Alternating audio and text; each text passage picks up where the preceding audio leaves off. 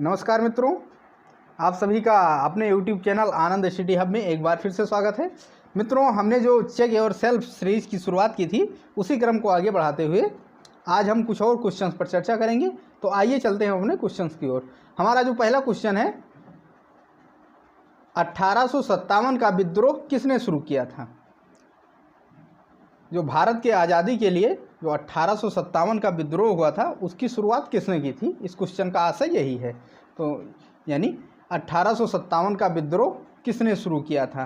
पहला ऑप्शन दिया गया है सिपाहियों ने, दूसरा ऑप्शन दिया गया है जमींदारों ने, तीसरा ऑप्शन दिया गया है किसानों ने और चौथा ऑप्शन है बागान कामगारों ने। तो वैसे तो शामिल तो सभी थे 1857 की क्रांति में, लेकिन जो इसकी शुरुआत है वो 29 मार्च 1857 ईस्वी को 34वीं रेजिमेंट बैरकपुर के मंगल पांडे ने की थी। तो मंगल पांडे चूँकि एक सिपाही थे तो इसका जो ऑप्शन होगा वो पहला सही हो जाएगा कि 1857 के विद्रोह की शुरुआत सिपाहियों के द्वारा की गई थी। आइए चलते हैं अगले क्वेश्चन की ओर। हमारा जो अगला क्वेश्चन है वो है कि गदर पार्टी क्या मुख्यालय था? जो अंग्रेज़ों से लड़ाई के लिए जो गदर पार्टी एक बनाई गई थी, इसका मुख्यालय कहाँ था? इस क्वेश्चन का आशय यही है कि गदर पार्टी का मुख्यालय था कराची में या मॉस्को में या बर्लिन में या सैन फ्रांसिस्को में। तो जो गदर पार्टी है ये लाला हरदयाल के द्वारा अमेरिका के सैन फ्रांसिस्को में बनाई गई थी। जब भारत में अंग्रेजी राज था उस समय भी अमेरिका में भारतीयों की संख्या पर्याप्त मात्रा में थी। तो अंग्रेज़ों से लड़ाई के लिए लाला हरदयाल ने 1915 ईस्वी में अमेरिका के सैन फ्रांसिस्को में इस पार्टी का निर्माण किया था। तो इसमें हमारा जो ऑप्शन डी है सैन फ्रांसिस्को वो राइट आंसर हो जाएगा, ऑप्शन डी। आइए चलते हैं अपने अगले क्वेश्चन की ओर। हमारा अगला क्वेश्चन है कि निम्न में से कौन सा कथन असत्य है? यहाँ पर कुछ कथन दिए गए हैं जिनमें से आपको बताना है कि इसमें कौन सा कथन असत्य है। पहला कथन है राष्ट्रपति पद के लिए प्रत्याशी की आयु कम से कम 35 वर्ष की होनी चाहिए। बी ऑप्शन है उपराष्ट्रपति राज्यसभा का सभापति बनता है। तीसरा है उपराष्ट्रपति का चुनाव भारत का राष्ट्रपति करता है। अगला है भारत के प्रथम राष्ट्रपति डॉक्टर राजेंद्र प्रसाद थे। तो इसमें आइए देखते हैं हम जो पहला ऑप्शन है कि राष्ट्रपति पद के लिए प्रत्याशी की आयु कम से कम 35 वर्ष की होनी चाहिए। ये तो सही है, क्योंकि जो भारत में जो राष्ट्रपति पद के लिए प्रत्याशी की आयु है वो 35 वर्ष ही होनी चाहिए। तो ये ऑप्शन सही है। दूसरा देखते हैं उपराष्ट्रपति राज्यसभा का सभापति बनता है। ये भी सही है, जो उपराष्ट्रपति है वो राज्यसभा का सभापति भी होता है। तीसरा ऑप्शन है उपराष्ट्रपति का चुनाव भारत का राष्ट्रपति करता है। यही ऑप्शन हमारा रॉन्ग है, क्योंकि भारत के उपराष्ट्रपति का चुनाव राष्ट्रपति के द्वारा ना किया जाकर बल्कि राज्यसभा के सदस्यों के द्वारा किया जाता है। तो इसमें हमारा ऑप्शन सी सही हो जाएगा, क्योंकि यही ऑप्शन असत्य है। आइए हम चलते हैं अगले क्वेश्चन की ओर। हमारा अगला क्वेश्चन है कि चीन की संसद जानी जाती है। ये इस क्वेश्चन में पूछा जा रहा है कि जो चीन की संसद है उसे क्या कहा जाता है। जैसे भारत में जो संसद है उसको संसद ही कहा जाता है, लेकिन जो चाइना में है उसका क्या नाम है? तो चाइना में जो है इसमें ऑप्शन दिया गया है नेशनल असेंबली, दूसरा है नेशनल पीपुल्स कांग्रेस, तीसरा है द नेशनल पार्लियामेंट ऑफ चीन, चौथा है the house of democracy of चीन। तो इसमें जो सही ऑप्शन है ये है option B, national people's congress. आइए हम चलते हैं अपने अगले क्वेश्चन की ओर। हमारा जो अगला क्वेश्चन है कि गलवान घाटी स्थित है।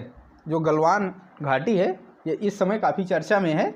चाइना के साथ कुछ भारत के मामले चल रहे हैं, इस कारण से ये घाटी बहुत ज़्यादा फेमस है। तो यही इस क्वेश्चन में पूछा जा रहा है कि ये घाटी जो है ये हिमालय के किस पार्ट में स्थित है। पहला ऑप्शन है काराकोरम में, दूसरा है जास्कर में, तीसरा है पीर पंजाल में और चौथा ऑप्शन दिया गया है कि ट्रांस हिमालय में। तो जो गलवान घाटी है ये स्थित है काराकोरम में। जो गलवान घाटी है ये गलवान नदी के द्वारा बनाई जाती है। ज़्यादातर यही होता है कि जो घाटी होती है वो नदी के नाम पर ही उस घाटी का नाम रख दिया जाता है। जैसे भारत में गंगा की घाटी और नर्मदा घाटी है, ऐसे ताप्ती की घाटी है, ऐसे ऐसे गलवान नदी की भी घाटी है। जो गलवान नदी है ये चीन के सैम जंगलिंग एक स्थान का है, वहाँ से उत्पन्न होती है और बाद में जाके सिंधु नदी में मिल जाती है। सिंधु नदी भारत में और कुछ पाकिस्तान में और कुछ चीन में बहती है। तो ये एक तरीके से कहा जाए तो गलवान नदी सिंधु की सहायक नदी भी है। तो इसमें ऑप्शन हमारा सही हो जाएगा ए, क्योंकि जो गलवान घाटी स्थित है ये स्थित है काराकोरम में। अब आइए हम चलते हैं अपने अगले क्वेश्चन की ओर। इसमें पूछा जा रहा है कि नेलांग घाटी किस राज्य में स्थित है। नेलांग घाटी किस राज्य में स्थित है। ऑप्शन ए है सिक्किम, ऑप्शन बी है उत्तराखंड, ऑप्शन सी है Jammu and Kashmir, option D है हिमाचल प्रदेश।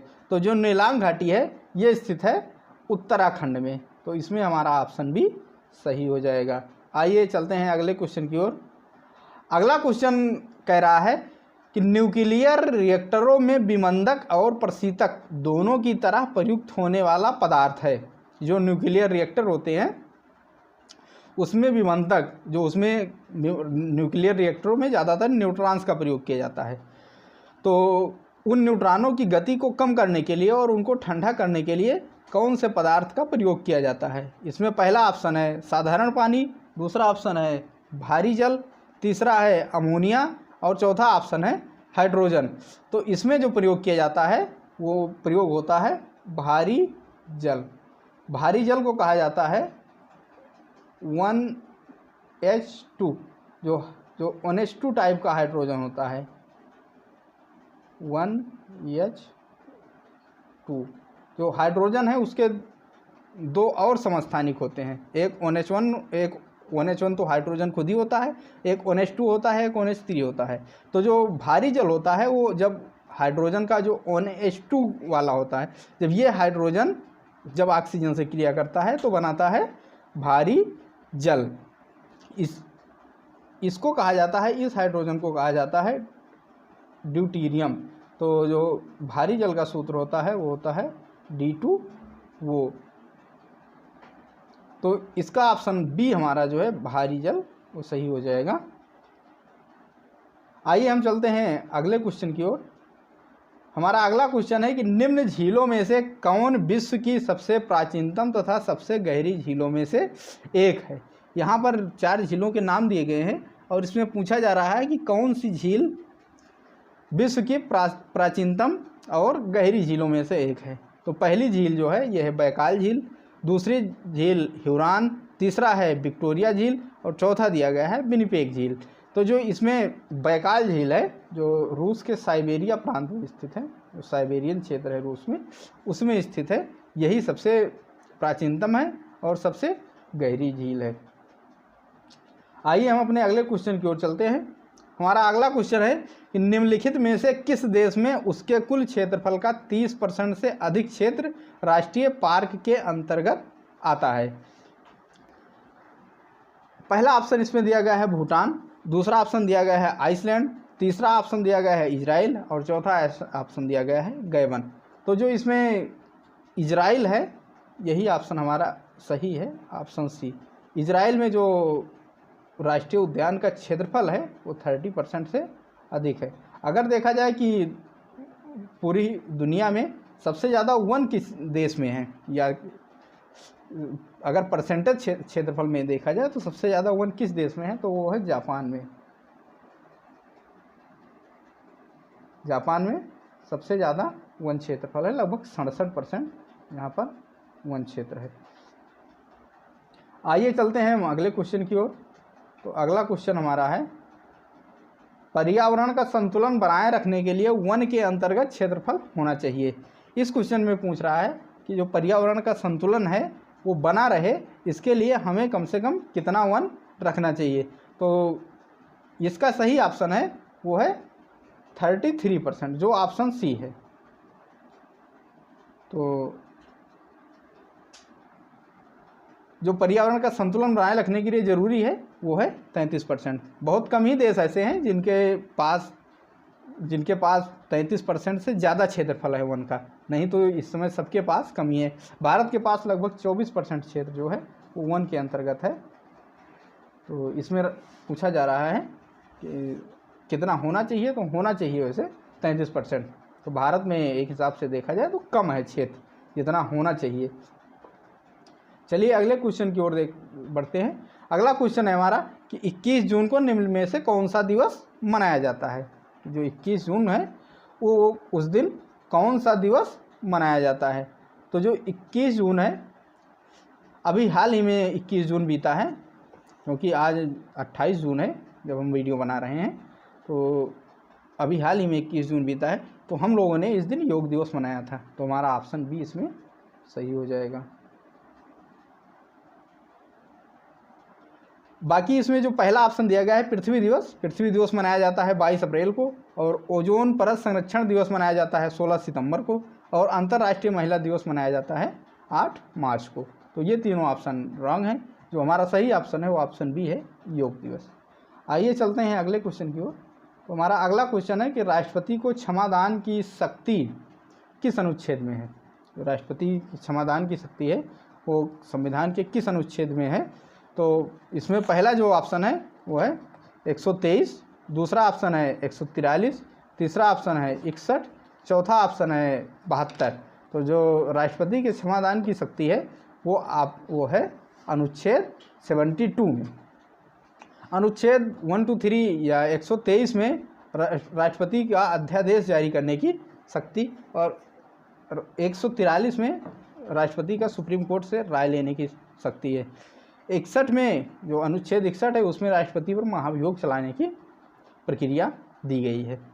तो आइए चलते हैं। तो इस प्रकार इसमें ऑप्शन डी जो हमारा है वो सही हो जाएगा, बाकी तीनों रॉन्ग। आइए हम अगले क्वेश्चन की ओर चलते हैं। जो हमारा अगला क्वेश्चन है कि भारत में सबसे ज़्यादा राष्ट्रीय उद्यान किस राज्य में है। तो पहला ऑप्शन दिया गया है असम, दूसरा दिया गया है उत्तराखंड, तीसरा दिया गया है गुजरात, चौथा दिया गया है मध्य प्रदेश। तो सबसे ज़्यादा जो ये राष्ट्रीय उद्यान की संख्या है वो है मध्य प्रदेश में। यहाँ लगभग 12 राष्ट्रीय उद्यान हैं। बाकी असम में जो फेमस सबसे ज़्यादा है वो काजीरंगा राष्ट्रीय उद्यान है, उत्तराखंड में जिम कार्बेट और फूलों की घाटी है, गुजरात में गिर सबसे ज़्यादा फेमस राष्ट्रीय उद्यान है। तो जो सबसे ज़्यादा है वो संख्या में वो मध्य प्रदेश में है। तो ऑप्शन डी हम इसमें हमारा सही है। आइए चलते हैं हम अगले क्वेश्चन की ओर। हमारा अगला क्वेश्चन है कि निम्न में से कौन सा सुमेल नहीं है। यहाँ पर कुछ लोगों के नाम दिए गए हैं और एक उनसे संबंधित स्थान का नाम दिया गया है। तो पहला है लियाकत अली इलाहाबाद, दूसरा है अजीमुल्ला फतेहपुर, सी ऑप्शन है खान बहादुर खान जगदीशपुर, और डी ऑप्शन दिया गया है बेगम हजरत महल लखनऊ। तो ये जो चारों लोग हैं ये चारों लोग संबंधित हैं 1857 की क्रांति से। तो जो लियाकत अली है इन्होंने प्रतिनिधित्व किया था इलाहाबाद में। तो पहला ऑप्शन हमारा सही है। दूसरा ऑप्शन जो है अजीमुल्ला फतेहपुर, ये भी सही है क्योंकि अजीमुल्ला जी ने फतेहपुर में प्रतिनिधित्व किया था 1857 की क्रांति में विद्रोह का। तीसरा ऑप्शन है खान बहादुर खान जगदीशपुर। तो ये ऑप्शन हमारा रॉन्ग है क्योंकि खान बहादुर खान ने यहाँ जगदीशपुर में प्रतिनिधित्व न करके बल्कि बरेली में उन्होंने विद्रोह का प्रतिनिधित्व किया था, और जगदीशपुर का प्रतिनिधित्व किया था कुंवर सिंह ने। जगदीशपुर का किया था कुंवर सिंह ने। और बाकी जो चौथा ऑप्शन है वो है बेगम हजरत महल लखनऊ। तो ये तो ऑप्शन सही है हमारा। तो हमारा जो इसमें सही ऑप्शन हो जाएगा, जो सुमेल गलत सुमेल है वो यही है, सी खान बहादुर खान जगदीशपुर। अब चलिए हम चलते हैं अपने अगले क्वेश्चन की ओर। तो हमारा अगला क्वेश्चन दिया गया है निम्न में से कौन सी ठंडी धारा नहीं है। यहाँ पर कुछ धाराओं के नाम दिए गए हैं। जो महासागर है, महासागर का जल स्थिर नहीं रहता, उसमें हमेशा कुछ ना कुछ गति होती रहती है। तो जब उसकी एक निश्चित दिशा में गति होती है तो उसको कहा जाता है महासागरीय धारा का नाम दिया जाता है। तो इसमें जितनी धाराएं ध्रुवों से भूमध्य रेखा की ओर जाती हैं वो सब ठंडी धाराएं होती हैं, और जो धाराएं ध्रुवों से वो भूमध्य रेखा से ध्रुवों की ओर जाती हैं वो होती हैं गर्म धाराएं। तो जो ऊपर की तीन धाराएं हैं, कैलिफोर्निया की धारा, हम्बोल्ट की धारा और लेब्राडोर की धारा, ये तीनों ध्रुवों से आती हैं भूमध्य रेखा की ओर। तो ये तीनों हैं ठंडी धाराएं। जो चौथी धारा है गल्फ स्ट्रीम की धारा। गल्फ स्ट्रीम की धारा भूमध्य रेखा से जाती है ध्रुव की ओर। ये धारा कौन सी है? गर्म धारा। तो इसमें जो हमारा ऑप्शन है वो हो जाएगा, सही हो जाएगा गल्फ स्ट्रीम की धारा, क्योंकि बाकी जो तीनों ऑप्शन है वो है ठंडी धाराओं का। तो चल आज के लिए बस इतना ही। आप लोग हमारे वीडियो को ज़्यादा से ज़्यादा लाइक कीजिए, शेयर कीजिए, ताकि ज़्यादा से ज़्यादा लोग इससे लाभ ले सकें। फिर हम अगले सेशन में मिलेंगे कुछ नए क्वेश्चन के साथ। तब तक के लिए जय हिंद।